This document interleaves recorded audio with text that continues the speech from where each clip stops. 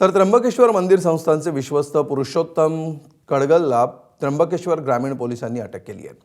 त्र्यंबकेश्वरच्या दर्शनाच्या काळ्या बाजाराप्रकरणी पोलिसांनी ही कारवाई केली आहे। 2 दिवसांपूर्वीच कडलकच्या पुतण्याविरोधात गुन्हा दाखल करण्यात आला होता। या प्रकरणी त्र्यंबकेश्वर मंदिर संस्थानचे विश्वस्त पुरुषोत्तम कडलक आणि गोटीराम टेहरे या दोन्ही आरोपींना 7 दिवसांची पोलीस कोठडी सुनावण्यात आली आहे। एका भाविकाकडून दर्शनासाठी 3000 रुपये उकळल्याचा त्याच्या पुतण्यावर आरोप होता।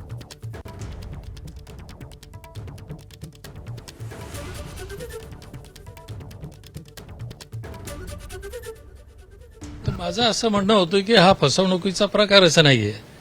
पैसे घेतले आणि दर्शन करून दिलं नाही अशी तर केस नाहीये। पैसे घेतले, वादा करता मानलं की पैसे घेतले, पण ज्यांच्याकडनं पैसे घेतले त्यांना देवापर्यंत दर्शनाकरता नेलं पण होतं, ते तर फसवणूक कशी होते असं एक माझं म्हणणं होतं। पण ठीक आहे, ही काही ट्रायल नाहीये। ह्या सगळ्या गोष्टी ज्यावेळेस ट्रायल सुरू होते त्यावेळेस याचं महत्व आहे आणि त्यावेळेसच याच्या बाबत कोर्ट निश्चितपणे काही निकाल देऊ शकते। एबीपी माझा, उघडा डोळे बघा नीट।